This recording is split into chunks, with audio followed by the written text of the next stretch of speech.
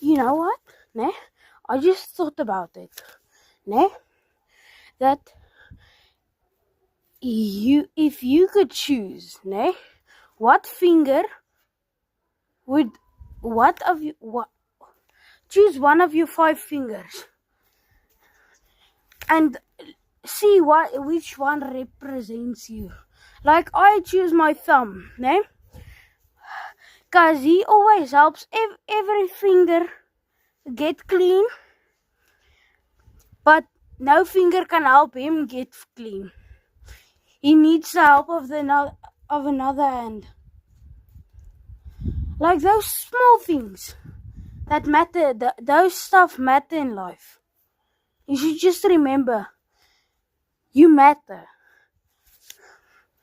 If you don't think you matter to anyone else, you matter to God. God will always love you. What does my teacher always say? God is good all the time.